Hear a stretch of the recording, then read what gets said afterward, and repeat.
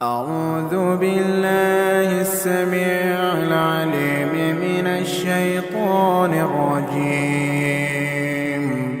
بسم الله الرحمن الرحيم.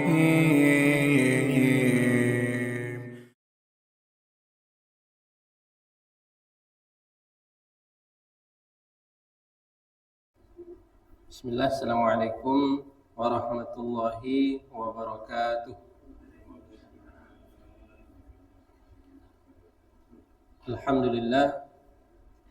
Alhamdulillahi rabbil alamin. Wa usalli wa usallim ala sayyidil mursalin wa ala alihi wa ashabihi wa man tabi'ahum bi ihsanin ila yaumiddin, amma ba'd. Jemaah kaum muslimin, Bapak Ibu-ibu yang senantiasa dirahmati dan dimuliakan oleh Allah Subhanahu wa taala. Kembali kita bersyukur kepada Allah Subhanahu wa taala atas limpahan nikmat yang Allah Subhanahu wa taala masih jaga kepada kita semua. Kita masih dijaga oleh Allah Subhanahu wa taala di atas kesehatan yang begitu sempurna. Diberikan waktu luang oleh Allah Subhanahu wa taala untuk belajar, ya. Dan ini merupakan di antara nikmat-nikmat yang wajib kita syukuri kepada Allah Subhanahu wa taala. Dan di antara cara kita mensyukuri nikmat Allah tersebut adalah dengan memperbanyak menggunakan waktu-waktu kita untuk ketaatan kepada Allah Subhanahu wa taala. Dan di antara ketaatan yang mungkin bisa kita usahakan, bisa kita maksimalkan adalah mempelajari ilmu agama Allah Subhanahu wa taala dan duduk di majelis ilmu.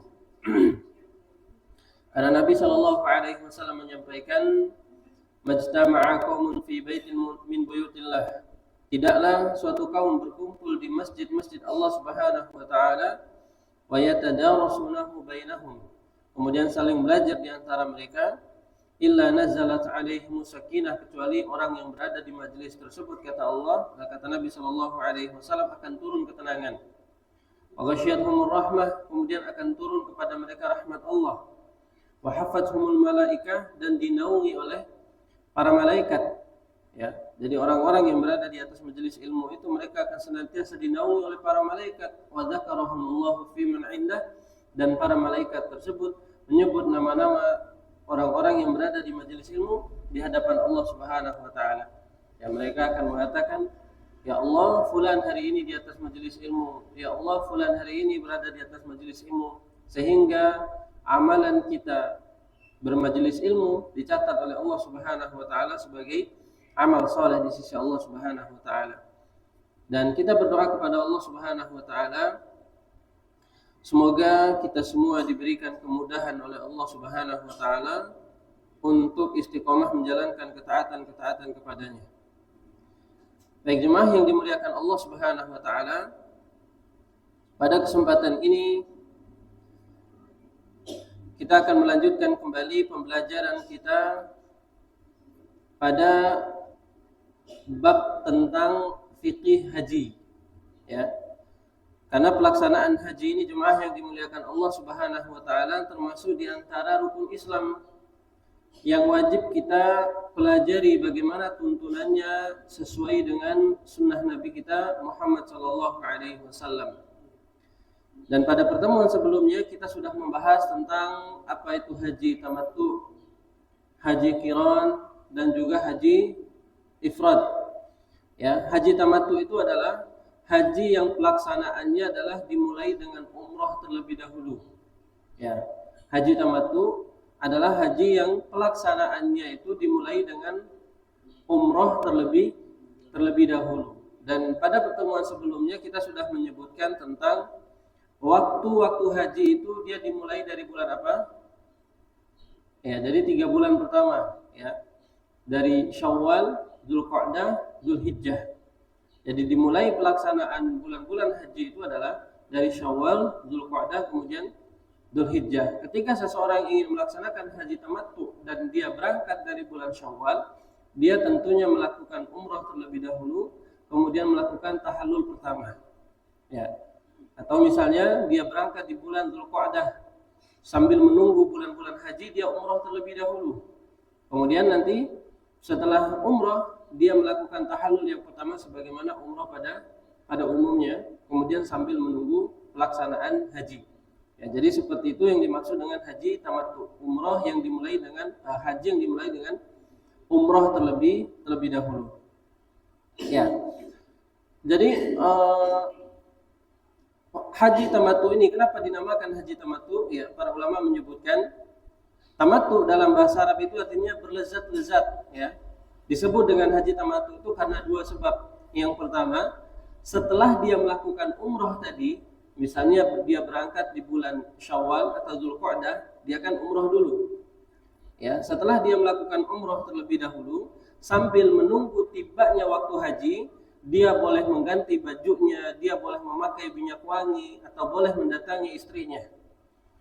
Ya, jadi pada saat dia ingin melaksanakan haji tamattu kan umrah terlebih dahulu. Pada saat umrah terjadi larangan umrah. Kemudian setelah melakukan umrah dan dilakukan tahallul yang pertama, dia boleh melakukan segala bentuk larangan-larangan tadi sampai menunggu waktu haji. Makanya dinamakan tamattu, bersenang-senang, karena antara umrah dan hajinya hal-hal yang tadi dilarang boleh dia lakukan.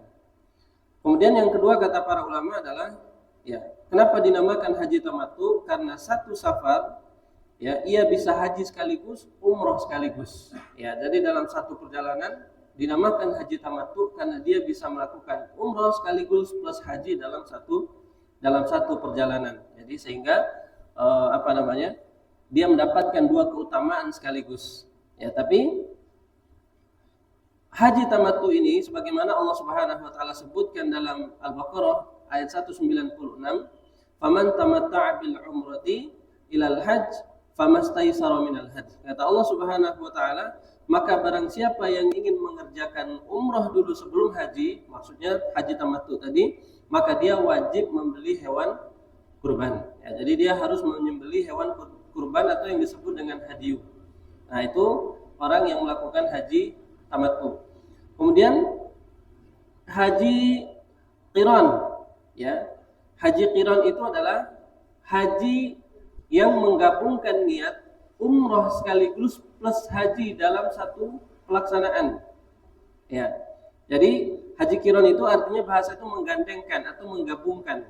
Yang dimaksud dengan haji qiran itu adalah mengerjakan satu nusuk, maksudnya satu rangkaian ibadah haji, tapi mewakili dua nusuk, mewakili dua niat sekaligus. Jadi dia umrah haji, tapi umrahnya niatnya sekaligus haji dan umrah. Jadi menggabungkan niat haji dan umrah dalam satu pelaksanaan. Kalau tadi tamattu itu dipisah, ya. Kalau ini yang qiran menggabungkan satu amalan tapi untuk dua niat, ya. Adapun haji ifrad, ya, haji ifrad adalah mengerjakan satu nusuk dan untuk satu niat, satu pelaksanaan untuk satu niat, yaitu haji saja. Nah, jadi haji qiran ini adalah haji yang dilaksanakan satu rangkaian tapi untuk dua niat, dan dia juga wajib membeli hewan. Adapun haji ifrad tidak perlu membeli hewan kurban. Nah, sehingga yang paling afdol kata para ulama itu adalah haji tamattu, yang dia melakukan rangkaian ibadah umrah terlebih dahulu, kemudian juga melakukan ibadah haji setelahnya, dan pada saat menunggu ibadah haji, antara umrah dan haji itu dia ada tamattunya, ya, bersenang-senang terlebih dahulu. Nah, kemudian dalam haji ifrad itu haji saja, nggak ada umrohnya. Jadi dia hanya rangkaian ibadah haji saja, tidak ada umrohnya, dan dia tidak perlu membayar tidak perlu membayar haji tadi. Jadi dia hanya, dan ini haji ifrad ini jemaah yang dimuliakan Allah Subhanahu wa taala, sebagaimana yang kita sebutkan sebelumnya itu adalah haji yang khusus orang yang kepepet. Ya, orang yang kepepet maksudnya ketika orang sudah waktu-waktu haji sudah tiba, dari orang-orang sudah mulai wukuf di Arafah dan dia tidak sempat lagi untuk melaksanakan rangkaian yang lainnya. Jadi maka dilakukanlah haji ifrad. Ya, yang penting dia mengejar rukun-rukunnya saja. Makanya kenapa haji tamattu itu lebih afdal, karena rangkaiannya dia melakukan semuanya. Dan adapun haji qiran menggabungkan niat haji dan umroh, ini juga untuk orang-orang yang tidak sempat untuk melaksanakan umroh secara terpisah. Makanya dia juga membayar dam nantinya. Nah, jadi secara pengertian tamattu itu adalah haji dan umroh yang dilakukan dalam waktu yang terpisah. Haji qiran melaksanakan satu rangkaian untuk dua niat sekaligus, yaitu haji dan umroh. Sedangkan haji ifrad hanya melakukan haji saja. Baik, kemudian dalam haji tamattu, jemaah yang dimuliakan Allah Subhanahu wa taala melakukan rangkaian ibadah umroh terlebih dahulu sebelum haji. Kita baca penjelasannya. Para jemaah haji Indonesia yang melaksanakan haji tamattu yaitu melakukan umroh terlebih dahulu di bulan-bulan haji. Bulan haji itu sebagaimana kita sebutkan pada pertemuan sebelumnya ada 3. Bulan-bulan haji itu bukan hanya Dzulhijjah saja, tapi mulai dari Syawal, Dzulqa'dah, Dzulhijjah. Jadi ada 3 bulan. Dari Syawal itu orang-orang sudah bisa untuk melakukan atau pergi untuk melakukan rangkaian ibadah haji. Dari Syawal, Dzulqa'dah, Dzulhijjah.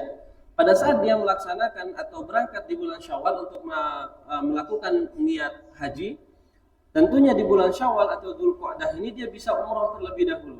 Ya, setelah itu bertahallul sampai menunggu tanggal 8 Dzulhijjah. Bayangkan berapa lama tuh kalau berangkatnya dari Syawal, berarti menunggu Dzulqa'dah sampai Dzulhijjah. Nah, biasanya jemaah Indonesia itu berangkatnya mungkin ada yang seminggu atau 2 minggu sebelum 8 Dzulhijjah baru mereka berangkat. Ya, sehingga proses menunggu sampai pelaksanaan haji itu ada space waktunya cuma sedikit. Jadi untuk melaksanakan umroh masih sempat. Gitu. Oleh karenanya, dan di antara bulan Syawal, Dzulqa'dah sampai Dzulhijjah ini, maka ada space waktu dia umroh terlebih dahulu sampai menunggu tanggal 8 Dzulhijjah, yaitu pelaksanaan hajinya nanti. Ya, maka berikut tata cara umroh yang yang dilakukan secara tamattu.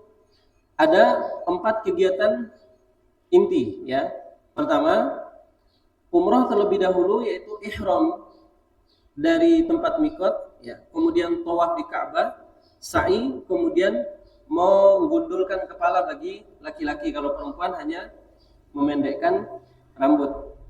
Jadi misalnya seperti tadi kita sebutkan, ketika berangkat di bulan Syawal atau di bulan Dzulqa'dah sambil menunggu nanti ibadah hajinya, maka dia umroh terlebih dahulu.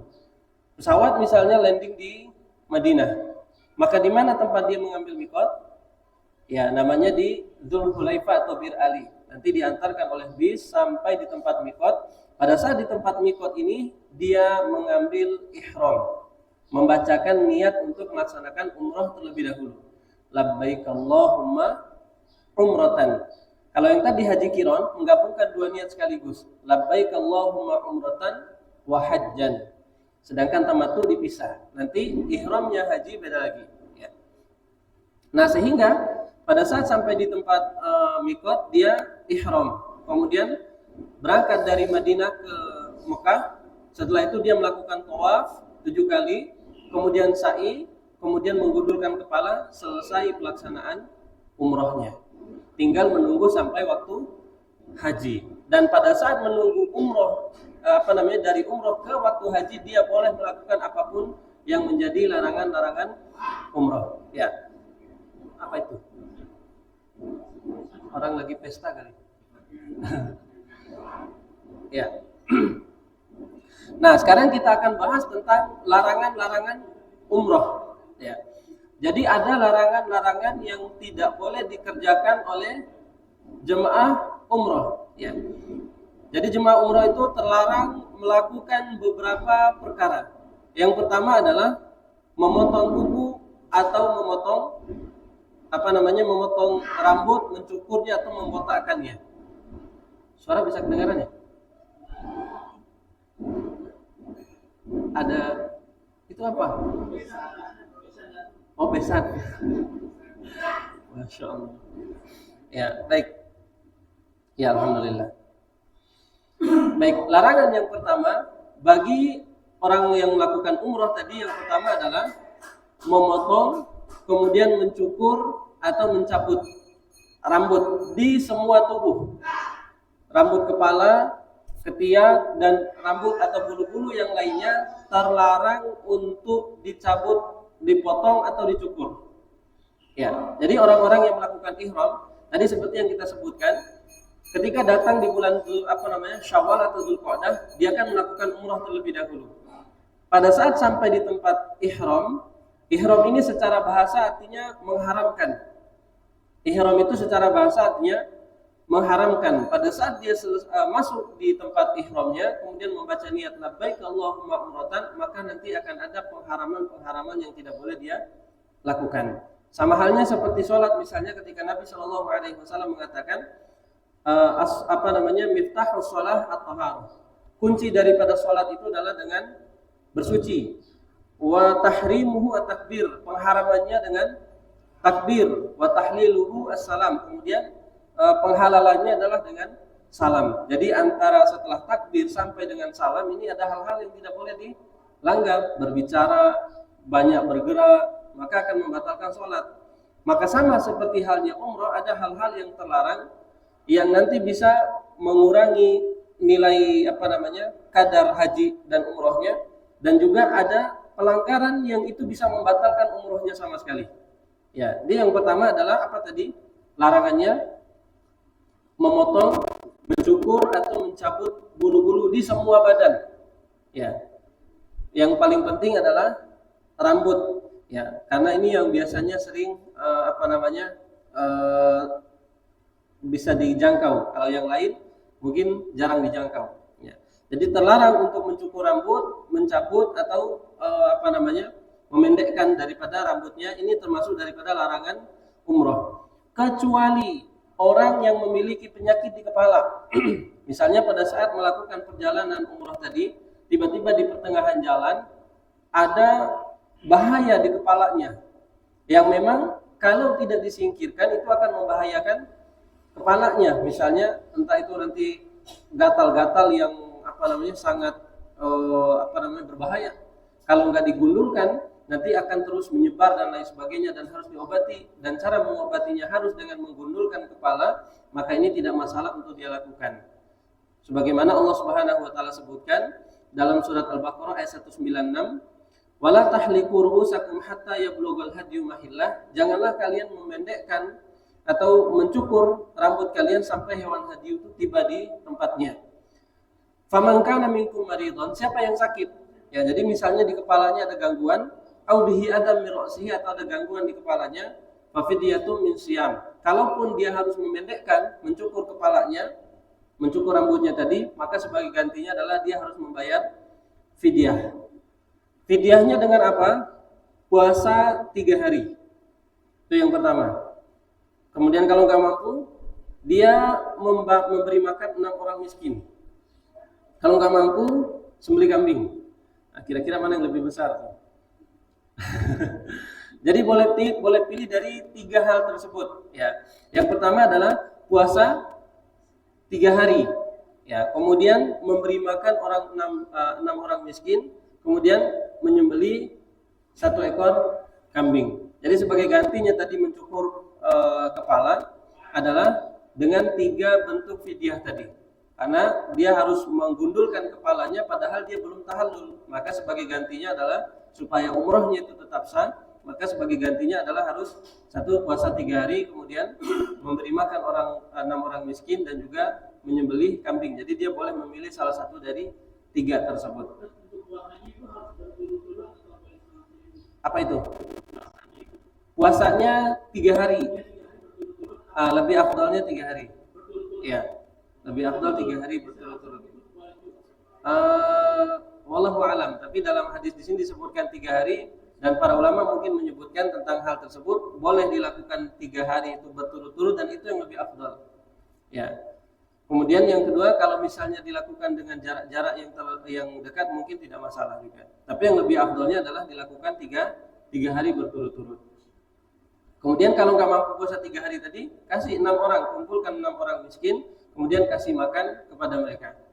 Ya, tapi yang lebih besarnya adalah menyembelih kambing, ya kalau dia mampu.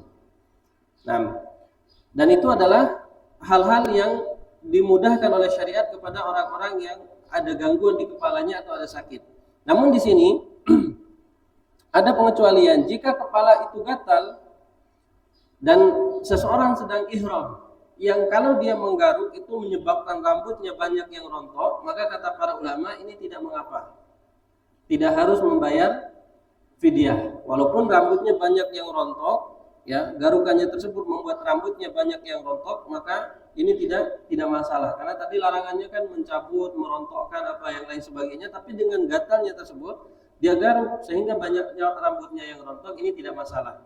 Tidak harus membayar fidyah, ya, tidak harus membayar fidyah seperti tadi. Sebagaimana ini juga pernah terjadi ketika Aisyah radhiyallahu taala anha ditanya tentang seorang yang sedang ihram lalu dia menggaruk bagian yang gatal, maka kata beliau garuklah, ya, sampai dia puas dengan garukannya tersebut, sampai dia selesai kebutuhannya, entah itu di kepala, di badan dan lain sebagainya.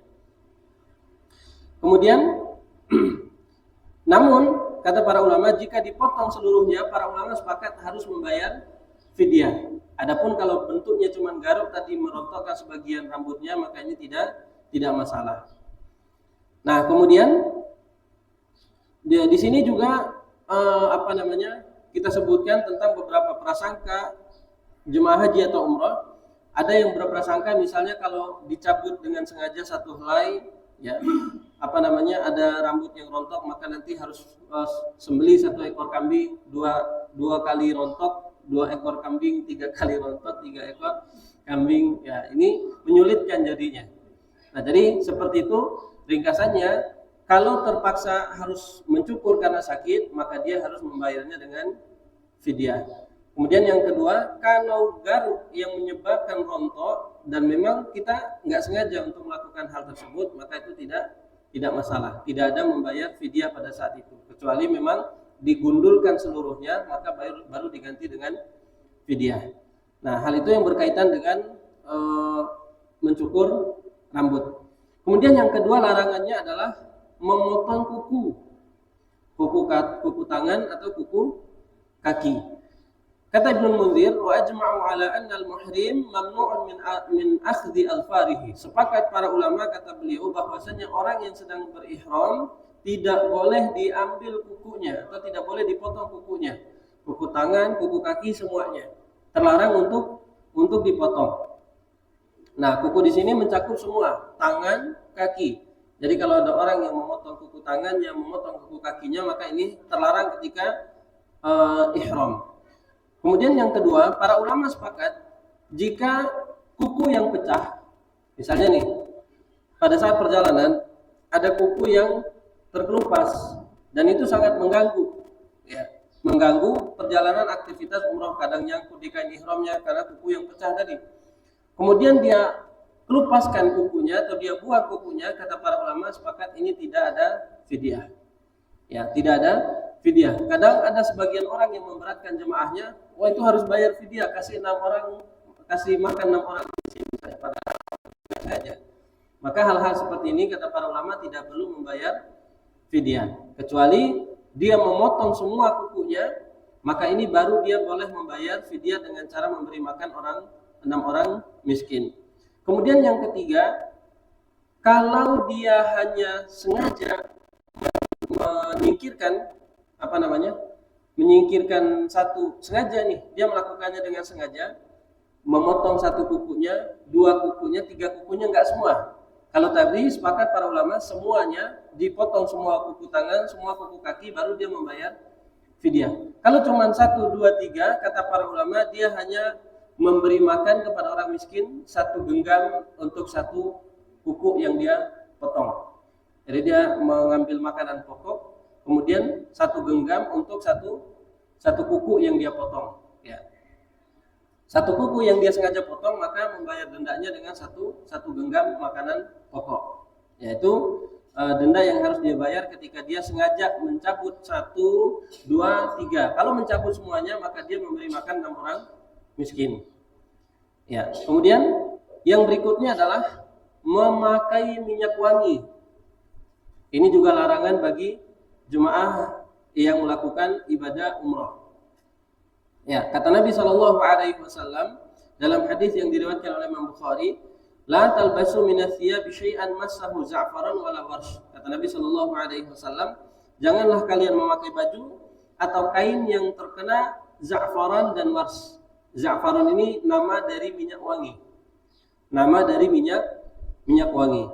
Nah, sehingga dari sini Nabi SAW ada juga ditanya oleh seorang laki-laki, anna rajulan kana ma'an Nabi sallallahu alaihi wasallam fawasathu naqatuh. Ya, ada seorang laki-laki yang bersama Nabi sallallahu alaihi wasallam yang saat berhaji terlempar atau terjatuh dari untanya. Kemudian terinjak oleh unta tersebut dan meninggal laki-laki tersebut. Ya. Kemudian Nabi sallallahu alaihi wasallam mengatakan, mandikan dia dengan air dan daun bidara dan kafankanlah dia dengan 2 helai kain ihramnya tadi. Kemudian Nabi melanjutkan, janganlah kalian sentuh dia dengan minyak wangi, tidak dipakaikan dengan minyak wangi, dan janganlah kalian menutup kepalanya, kata Nabi, karena dia akan dibangkitkan pada hari kiamat dengan keadaan dia bertalbiyah nanti di hadapan Allah Subhanahu wa taala. Subhanallah. Nah, sehingga para ulama menyebutkan ada 2 kondisi daripada orang yang sedang berihram. Pada saat sedang berihram ada 2 kondisi. Pertama, kondisi sebelum dia berihram. Apa tadi ihram? Mengambil niat di tempat miqat. Sebelum dia sampai di tempat miqat tadi, dia diperbolehkan untuk menggunakan minyak wangi di seluruh badannya. Boleh menggunakan minyak wangi di seluruh badannya. Misalnya nanti di hotel dia pakai deodoran terlebih dahulu, kemudian menggunakan minyak wangi di badannya, ya, kemudian di jenggotnya, ya, sehingga badannya ini terasa wangi karena dia menjaga nanti takutnya pada saat dia tawaf bau badan. Maka tidak masalah untuk dia memakai minyak wangi pada saat dia di hotel, dan tidak boleh dipakaikan di kain ihramnya. Tidak boleh dipakaikan di kain ihramnya. Enggak boleh dia sengaja memakaikan minyak wangi di kain ihramnya walaupun sebelum dia ihram. Kemudian setelah sampai nanti di tempat ihram, semuanya terlarang untuk digunakan. Mau di badan, mau di pakaian, apalagi. Ya. Sehingga nanti kalau dia memakai minyak wangi setelah dia ihram, maka dia nanti terkena denda. Ya, maka dia nanti terkena denda. Mana dalilnya bahwasanya bolehnya seseorang yang belum melakukan ihram untuk menggunakan minyak wangi? Hadis Aisyah radhiyallahu taala anha dari hadis Imam Bukhari radhiyallahu taala anhu, kata Aisyah, kuntu utayyibu Rasulullah sallallahu alaihi wasallam li ihramihi hina yuhrim. Kata Aisyah, aku pernah memakaikan minyak wangi kepada Rasul sallallahu alaihi wasallam tak kala beliau hendak berihram. Dan aku memakaikan minyak wangi aku juga memakaikan minyak wangi setelah Nabi Shallallahu Alaihi Wasallam tahallul. Jadi sebelum Nabi berihram, Nabi memakaikan minyak wangi di tubuhnya, tapi tidak di kain ihramnya. Karena Nabi Shallallahu Alaihi Wasallam memerintahkan seseorang yang pernah pada saat itu memakaikan minyak wangi di kain ihramnya, Nabi suruh lepas, ya, atau enggak dicuci dulu sehingga wanginya hilang. Jadi kalaupun terlanjur dia pakaikan, maka dia lepas, kemudian dia cuci dulu sehingga wanginya hilang. Nah, itu kalau memungkinkan. Nah, kemudian terkait dengan kondisi memakai minyak wangi ini, jemaah yang dimuliakan Allah Subhanahu wa taala, juga seseorang terlarang untuk sengaja mencium minyak wangi. Biasanya jemaah umrah itu atau jemaah haji pada saat nyampe di hotel iseng mampir di warung-warung di bawah hotel itu kan biasa ada orang yang jual minyak wangi. Ya, biasanya dia cium-cium. Maka hal ini kata para ulama ini terlarang untuk dia lakukan. Jadi sengaja untuk menciumnya. Kemudian adapun kalau dia tidak sengaja hanya lewat wangi daripada minyak wangi tersebut, maka ini tidak masalah. Dan juga yang dikecualikan adalah obat-obatan. Yang dikecualikan adalah obat-obatan. Misalnya seperti apa? Odol yang memang dia tidak mengandung parfum. Jadi dia hanya bentuk obat, atau misalnya ada hal-hal yang lain seperti apa? Balsem. Nah, ini juga hal-hal yang diperbolehkan karena dia bukan bagian daripada parfum, hanya obat-obatan.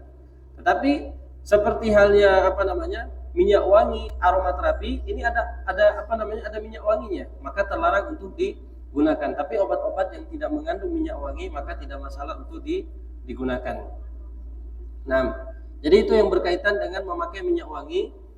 Pertama, pada saat dia sebelum ihram maka boleh digunakan di seluruh tubuhnya, tapi tidak di kain ihramnya. Adapun setelah daripada ihram maka tidak boleh untuk digunakan semua, bahkan untuk sengaja menciumnya saja tidak boleh. Kemudian yang keempat, larangannya adalah menutup kepala bagi laki-laki. Jadi kepala tidak boleh menutup untuk laki-laki pada saat dia sedang ihram. Menutup kepala laki-laki ini terlarang, kata Nabi Shallallahu Alaihi Wasallam. La talbasul al-kumus walal amaim. Kata Nabi Shallallahu Alaihi Wasallam dalam hadis yang diriwayatkan oleh Imam Bukhari, seseorang yang sedang ihram tidak boleh memakai gamis, juga tidak boleh memakai imamah, penutup kepala. Tidak boleh memakai penutup kepala. Dalam hadis lain Nabi Shallallahu Alaihi Wasallam menyebutkan, la tukhammiru ra'sahu, tidak boleh menutup kepalanya. Sehingga jemaah yang dimuliakan Allah Subhanahu Wa Taala, dalam larangan-larangan ini Nabi Shallallahu Alaihi Wasallam menutup tidak memperbolehkan untuk menutup secara langsung seperti ini, memakai topi atau memakai sorban yang ditutup secara langsung, ataupun itu misalnya dalam perjalanan panas sekali, kemudian dia mengambil kain kemudian menutupkan dalam di atas kepalanya secara langsung, maka dia ini nanti terkena denda.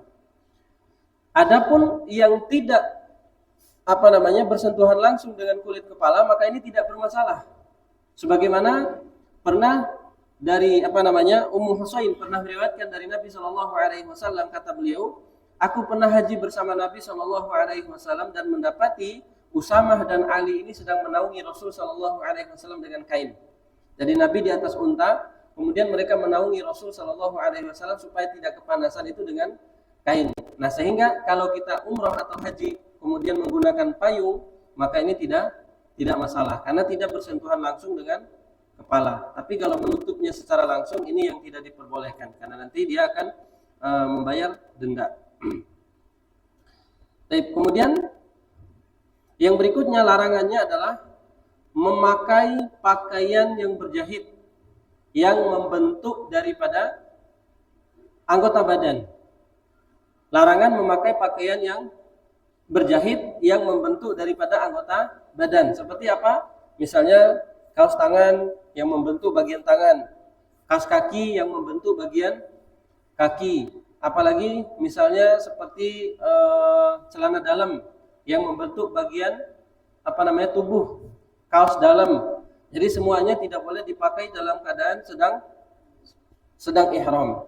Ya, tidak boleh dipakai dalam keadaan sedang ihram. Nah, adapun pakaian yang berjahit yang tidak membentuk bagian daripada tubuh, maka ini tidak apa-apa. Contohnya seperti apa? Jam tangan, dia hanya melingkar, tidak membentuk bagian tubuh yang sempurna. Atau ikat pinggang. Biasanya kan kalau ada jemaah yang suka kedodoran itu pakai ikat pinggang, walaupun dia terbuat dari yang berjahit. Ya. Kemudian yang ketiga misalnya seperti apa? Seperti tas, dia bawa tas, ini berjahit juga, tapi tidak membentuk tubuh. Ya. Maka kalau semua yang membentuk tubuh, maka ini terlarang. Ya. Para ulama menggunakan istilah al-mukhit, yaitu pakaian yang berjahit yang membentuk daripada lekukan tubuh. Nah,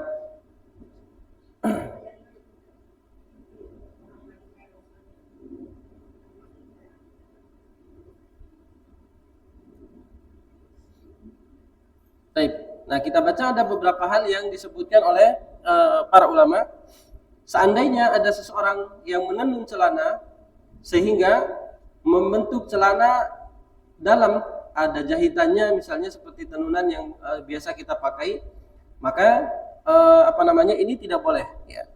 Karena misalnya walaupun Nabi SAW menyebutkan pakaian yang berjahit, kemudian dia ditenun, ya, maka ini juga tidak boleh karena membentuk lekukan tubuh yang ada jahitannya. Ya, tetapi yang berbentuk pakaian, maka dengan demikian bisa jadi satu perkara yang ada jahitannya namun tidak terlarang. Contoh misalnya seperti yang tadi kita sebutkan, seseorang memakai sandal. Sandal itu juga tidak membentuk bagian tubuh. Ya, dia hanya jahitan yang hanya dipakai. Kemudian begitu juga hanya jam tangan hanya mengitari tangan, tidak membentuk keseluruhan bagian daripada bentuk tubuh. Kemudian seperti ikat pinggang dan yang lainnya seperti yang tadi kita sebutkan. Jadi hal-hal ini diperbolehkan. Tas, ya, kacamata yang memang tidak membentuk bagian tubuh. Nah, jadi yang terlarang itu adalah pakaian yang berjahit, kemudian yang membentuk bagian tubuh. Nah, kemudian adapun wanita ini terlarang untuk menutup wajahnya. Nah, kalau dia bercadar pada saat setelah masuk tempat ihram, maka cadarnya tersebut dibuka, kecuali kalau dia misalnya sudah biasa bercadar, kemudian lewat laki-laki yang bukan mahram di depannya, dia menutup sejenak ya dengan tangannya, ini tidak masalah. Tetapi pada saat rangkaian ihram itu, maka dia harus melepas daripada cadarnya. Begitu juga dengan maskernya. Ya, kalau dia menggunakan masker, maka ini juga tidak boleh. Ya, wanita yang sedang ihram dilarang menggunakan masker karena sangat mirip dengan cadar. Jadi intinya wanita tidak boleh menutup bagian wajahnya. Maka dia kalau dia menutup, ini akan mendapatkan denda juga. Kemudian yang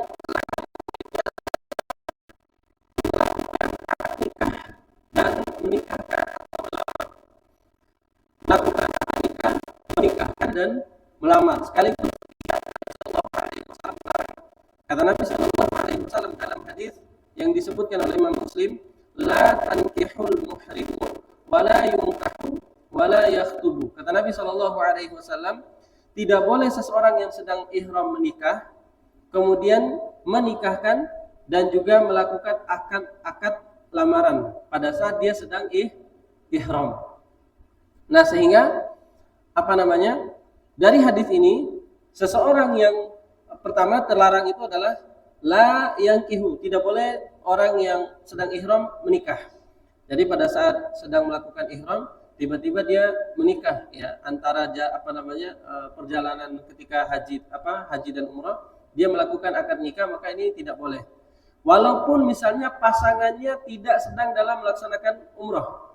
Misalnya ada laki-laki yang sedang umrah dan dia dalam keadaan ihram, tapi pasangannya untuk dia menikah ini tidak dalam keadaan ihram, dia melakukan akad nikah, ini juga tidak boleh. Kemudian yang kedua, wala yukahu, tidak boleh dia menikahkan. Misal nih, ada di Indonesia yang lagi mau menikah, tapi ayahnya si perempuan ini lagi umrah dan dia lagi dalam keadaan ihram. Kemudian dia menjadi wali hakimnya jarak jauh misalnya, menikahkanlah anaknya yang perempuan tadi, padahal dia dalam keadaan misalnya sedang ihram, maka nikahnya ini juga tidak boleh. Dan para ulama menyebutkan akad yang dilakukan oleh orang yang sedang ihram ini nikahnya tidak sah. Ya, nikahnya tidak sah. Jadi kalau dia menikah kemudian dia menikahkan atau melamar, maka ini lamarannya juga tidak sah. Jadi semua akad menikah kemudian menikahkan yang terjadi pada saat sedang ihram itu, maka akadnya itu tidak sah kata para ulama. Maka nikahnya nanti harus diulang lagi. Ya, menikahnya harus diulang lagi setelah selesai daripada umrohnya. Nah, sehingga dari sini jemaah yang dimuliakan Allah Subhanahu wa taala, para ulama juga menyebutkan satu-satunya larangan yang tidak membayar daripada denda itu adalah yang menikah ini. Dia tidak harus membayar tidak harus membayar denda. Kalau yang tadi misalnya memotong rambut, memotong kuku, kemudian memakai pakaian yang berjahit yang membentuk tubuh, ini ada dendanya. Adapun menikahkan atau melamar, jika mereka melakukannya, dia hanya diminta untuk bertobat, kemudian apa? Nanti kalau mau menikah, menikahkan lagi. Tidak harus membayar denda karena tidak ada dalil yang sharih tentang perkara tersebut. Jadi dia hanya bertobat kepada Allah Subhanahu wa taala, tidak melakukan hal itu, kemudian dia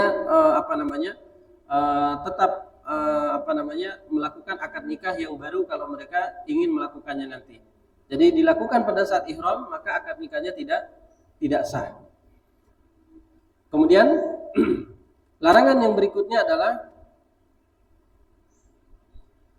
melakukan hubungan suami istri.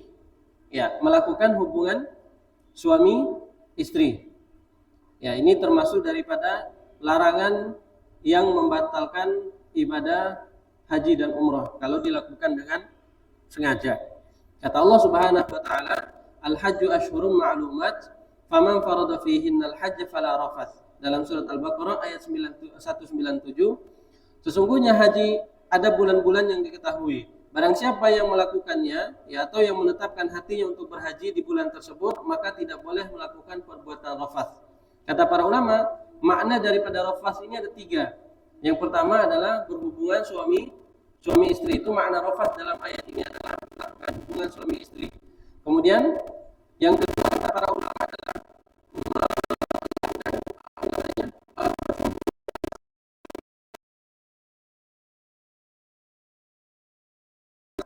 nah ini semua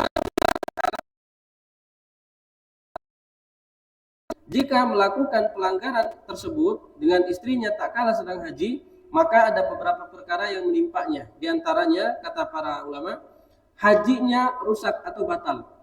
Haji yang dia lakukan rusak atau batal kalau dia sengaja melakukannya.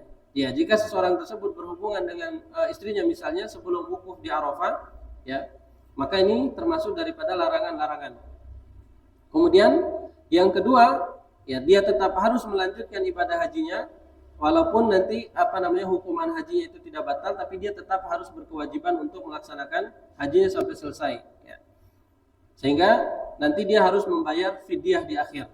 Hajinya kata para ulama rusak, kemudian yang kedua dia tetap harus melanjutkan ibadah hajinya, ya. Kemudian yang ketiga dia harus membayar fidyah sampai selesai daripada hajinya tersebut. Dan fidyahnya tadi adalah, maksud dari fidyah tersebut adalah fidyah yang berat, dan menurut jumhur ulama dia harus membayarnya dengan unta.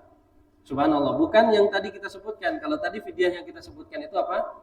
1, puasa, kemudian yang kedua memberi makan 6 orang miskin, kemudian yang ketiga apa?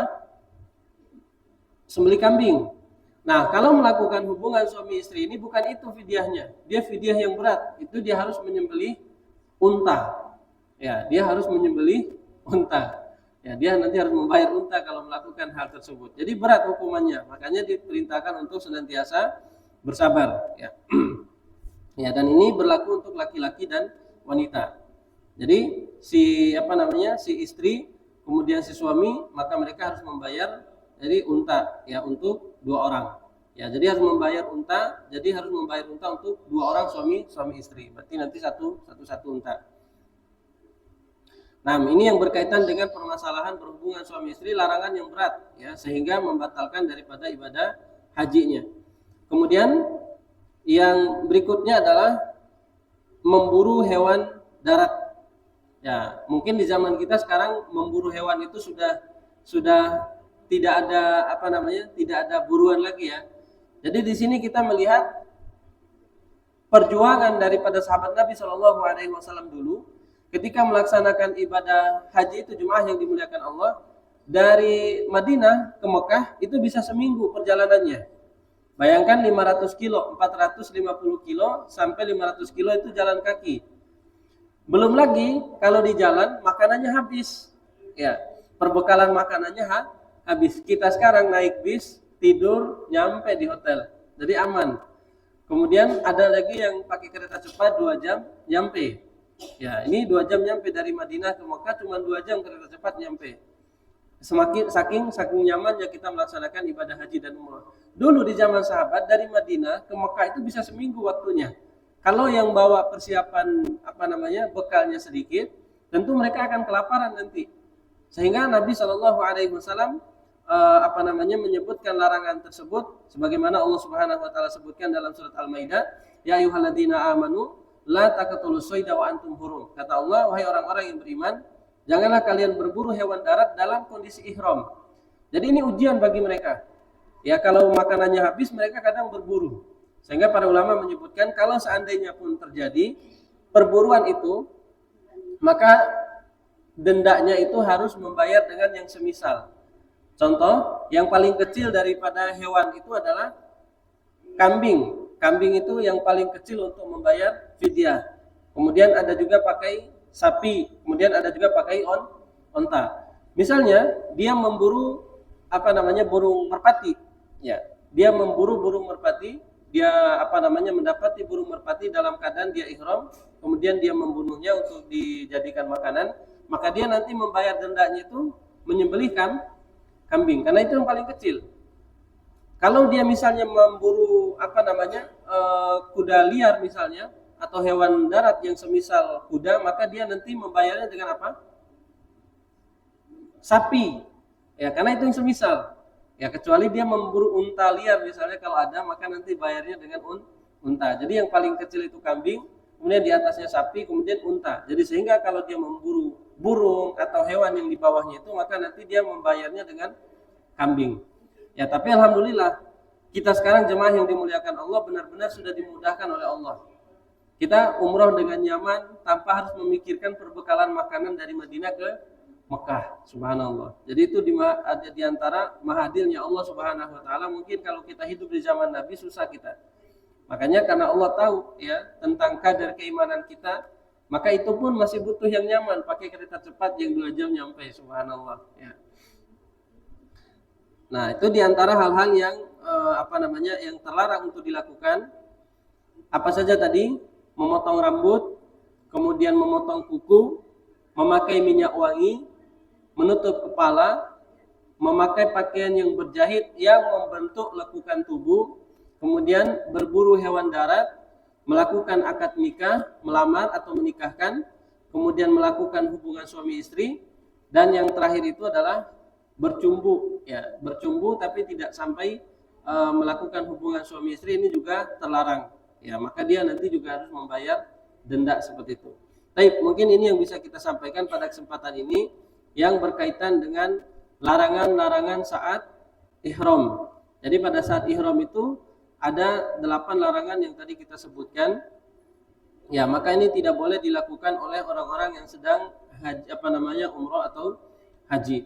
Dan insya Allah pada pertemuan berikutnya kita akan membahas tentang sunnah-sunnah sebelum ihram. Ya, sunnah-sunnah sebelum ihram. Tapi barangkali ada yang mau ditanyakan? Ya, silakan Pak Ji.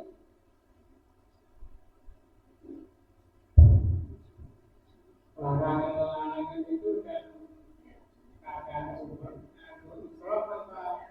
setelah ihram boleh atau enggak? Iya. Nunggu haji. Iya. Nah, itu yang tadi kita sebutkan tentang haji tamattu.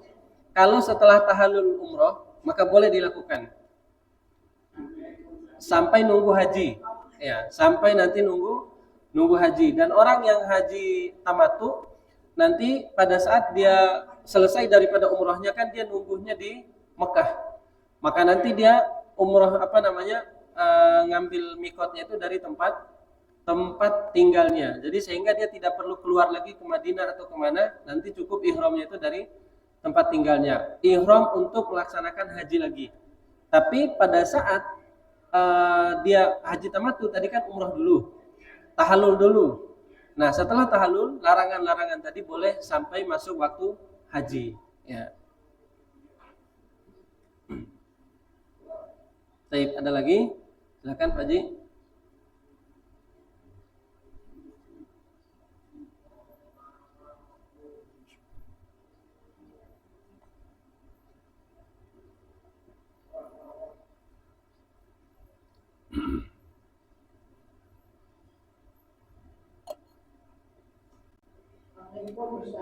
Waalaikumsalam warahmatullahi wabarakatuh. Kalau tahallul itu kita memotong rambut orang. Jadi apa kita duluan memotong rambut kita sendiri? Apa orang duluan? Ya. Jadi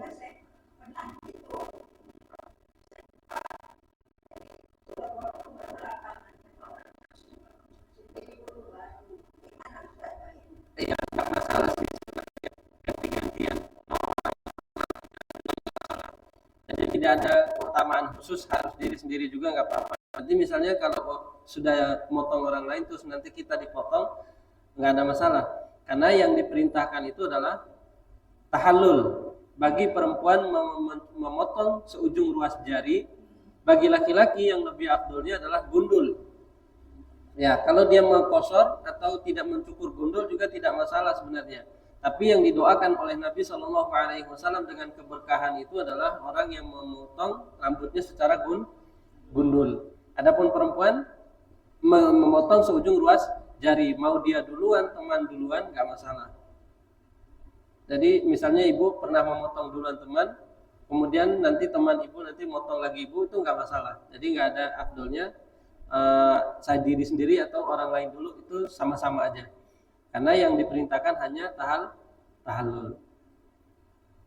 Nah, jadi nanti setelah tahallul itu, kalau laki-laki udah gundul, baru nanti semua larangan yang tadi kita sebutin boleh untuk dilakukan. Terserah nanti dia mau menikahkan anaknya lagi, misalnya di Masjidil Haram, ya setelah tahallul itu nggak masalah. Atau misalnya dia mau menutup kepalanya lagi, nggak masalah. Semua yang tadi kita larangan, pakai minyak wangi dan lain sebagainya, itu udah halal setelah namanya tahallul. Ya, jadi kenapa dinamakan tahallul? Karena proses penghalalan. Ya, tahallul itu adalah proses penghalalan daripada tadi yang diharamkan. Gitu. Ya. Haji kan ada 2 macam. Yang mana yang paling bagus antara yang 3 itu? Ya, yang paling bagus itu tamattu. Ya, itu yang paling bagus. Saya waktu haji juga.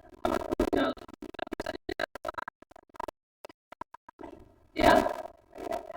Ya, itu tadi yang tadi kita sebutin. Orang yang melakukan haji tamattu atau melakukan haji qiran, dia harus menyusui dam. Ya, jadi itu syaratnya. Karena dia melakukan haji bersenang-senang maksudnya. Jadi sehingga dia dam. Dan biasanya jemaah Indonesia itu udah ada panitia khusus yang mengurus itu. Kita hanya membayar sejumlah uang. Gitu. Dan itu yang afdolnya kata para ulama ya memang haji tamattu. Dan haji ifrad itu hanya orang yang kepepet aja, yang nggak bisa umroh dulu. Kalau kita kan umroh dulu nanti baru haji. Sambil nunggu waktu-waktu haji itu kita boleh melakukan hal-hal yang tadi dilarang pada saat menunggu waktu haji tersebut. Ya, ya, insyaallah. Baik, ada lagi? Ya, silakan Pak Haji.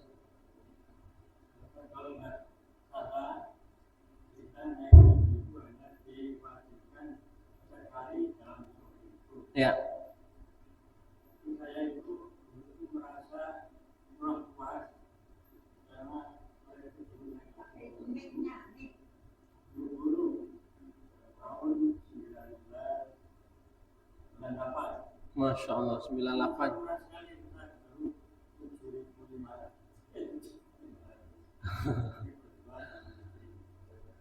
Tapi waktu itu kita persiapannya sama sekali belum sempurna dan kita juga mengikuti dari pembimbing aja.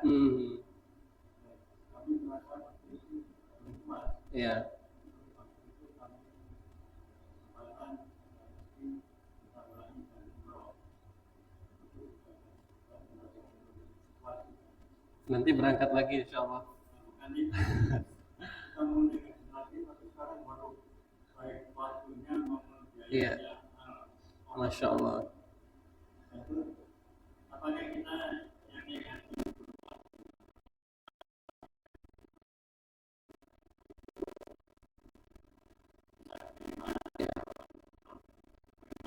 Iya.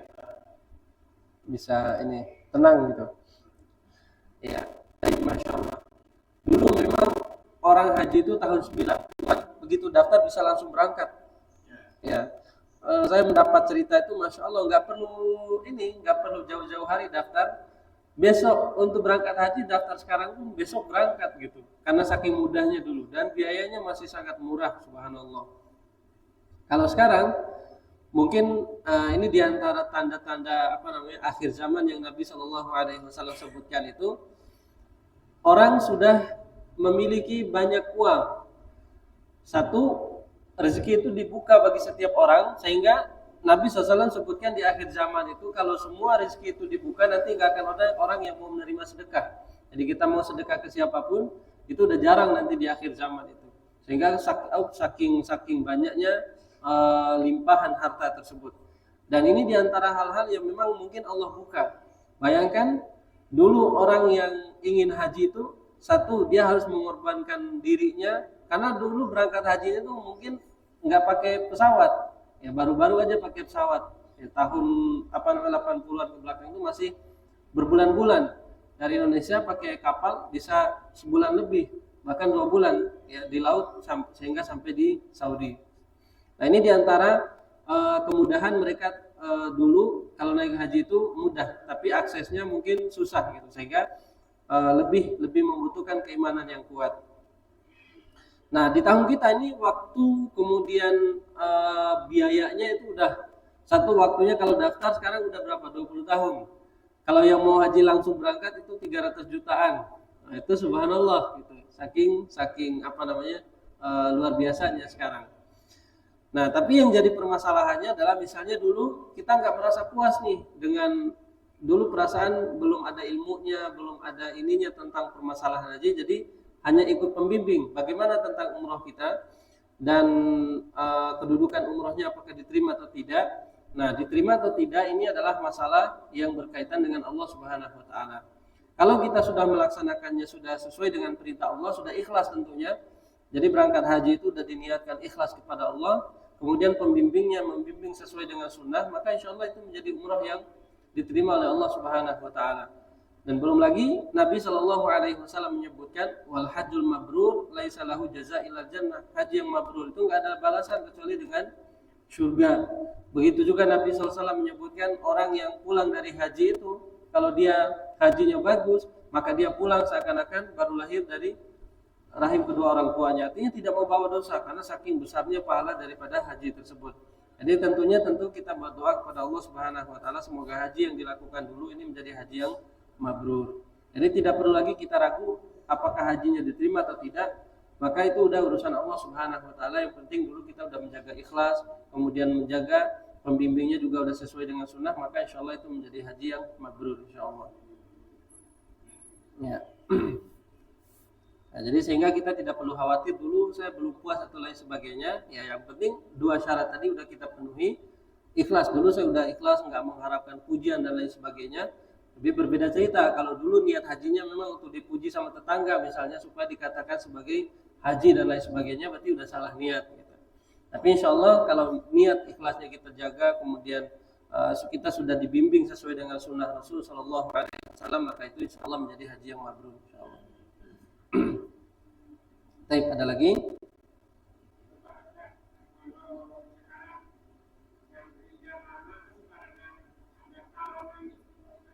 Ya.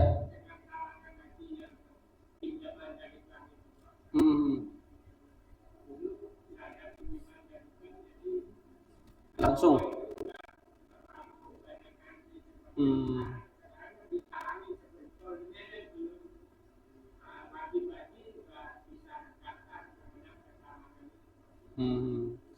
Dan juga kuotanya itu sangat di Saudi sendiri diberikan untuk Indonesia itu hanya sedikit, sedangkan yang yang pengen haji itu banyak dari seluruh Indonesia bahkan ya, sehingga diberangkatkan dulu yang udah mendaftar. Karena apa? Kalau diberangkatkan semua yang daftar, satu nanti di misalnya di Mina, Muzdalifah, di Arafah nggak cukup tempatnya, sedangkan batas Arafah itu terbatas, kemudian Muzdalifah juga tempatnya terbatas, apalagi Mina yang memang tenda-tendanya juga terbatas. Tahun berapa itu yang ada keroti di terowongan Mina itu karena orang berdesakan dan lain sebagainya, memang susah kalau terlalu banyak. Atau misalnya dilepasin semua kuota haji itu udah berangkatin semua misalnya, susah juga nanti yang di Saudi ya. Maka dibatasin kuotanya itu karena harus sesuai dengan yang dibatasi oleh pemerintah Saudi. Jadi mungkin seperti tadi yang daftar itu ribuan, sedangkan yang diberangkatkan itu cuman ratusan misalnya. Atau yang udah daftar seluruh Indonesia ini jutaan, yang diberangkatkan cuma ratusan orang gitu. Sehingga ini membuat yang udah daftar tahun ini yang diberangkatkan juga sedikit, daftar lagi, akhirnya nunggunya terlalu lama seperti itu. Dan mudah-mudahan kita berdoa kepada Allah Subhanahu wa taala, dan Allah yang Maha Kuasa, kita diberikan kemudahan haji, nggak perlu menunggu lama. Ya, jadi nggak perlu menunggu lama. Misalkan nanti Allah bukakan rezeki kita berangkat dengan haji furoda, insya Allah. Ya, jadi hari ini berangkat, besok hari ini daftar, besok berangkat. Jadi haji furoda seperti itu. Karena dia kuota khusus Saudi, jadi beda. Jadi kuota khusus tamu daripada Saudi yang dijualkan kepada travel-travel. Jadi kuota Saudi misalnya disediakan 100 atau 200, nanti dibagi ke travel-travel. Jadi ada yang dari travel ini 10 orang, 20 orang nanti digabung. Sehingga mereka nggak tergabung sama jemaah Indonesia. Kalau jemaah Indonesia kan ada maktab khususnya namanya. Nah. Baik, ada lagi? Boleh haji furoda karena itu dia mengambil kuota yang jatuh. Enggak. Haji furoda itu termasuk di antara kuota yang resmi dari Saudi, juga resmi dari Indonesia. Jadi memang diberikan khusus. Kenapa dia lebih mahal? Karena pertama maktabnya dia lebih dekat. Kemudian yang kedua, semakin dekat dia dengan tempat lempar jumroh, itu semakin mahal harganya. Kemudian yang kedua, karena waktunya, dan juga mungkin ada permainan bisnis lah. Karena waktunya memang cepat, kalau harus menunggu kan lama gitu. Orang nunggu sampai 20 tahun, lebih baik bayar ini yang lebih cepat gitu. Nah, sehingga orang, itu saya bayar ini yang lebih cepat gitu. Sehingga kalau dia membeli kuota ini, maka ini termasuk daripada haji yang resmi. Yang masalah itu adalah kuota atau dia memberangkatkan orang dengan visa ziarah, visa kunjungan untuk haji, ini ilegal. Makanya tahun ini dibabat habis sama pemerintah Saudi, yang pergi dengan visa ziarah dipulangkan kembali. Jadi tidak disuruh untuk melakukan, bahkan yang udah di hotel itu dirazia semuanya, dilihat visanya, ini visanya resmi atau tidak. Kalau tidak resmi dikeluarkan. Ya, entah dia nanti mau pulang atau mau ke Madinah terserah, yang penting tidak di Mekah. Nah, penyelenggaranya ditangkap dan didenda, dideportasi, nggak boleh masuk 10 tahun. Nah, semua habis kemarin. Nah, oleh karenanya yang resmi ini agak mahal memang. Kalau ngikut pemerintah agak lama. Nah, mudah-mudahan Allah mudahkan insyaallah. Cukup ya insyaallah. Baik, alhamdulillah. Pembahasan kita pada kesempatan ini adalah terkait dengan larangan-larangan haji dan umrah, dan insyaallah pada pertemuan berikutnya kita akan membahas tentang sunnah-sunnah sunnah-sunnah yang berkaitan dengan umrah, sebelum umrah, kemudian hal-hal yang disunnahkan pada saat umrah. Baik, kita cukupkan pertemuan kita pada kesempatan ini, dan kita berdoa kepada Allah Subhanahu wa taala semoga kita diberikan keistiqomahan dan dimudahkan oleh Allah Subhanahu wa taala untuk melaksanakan ibadah haji dan umrah. Baik, kita tutup dengan doa kafaratul majelis. Subhanakallahumma wa bihamdika asyhadu an la ilaha illa anta astaghfiruka wa atubu ilaik. Wassalamualaikum warahmatullahi wabarakatuh.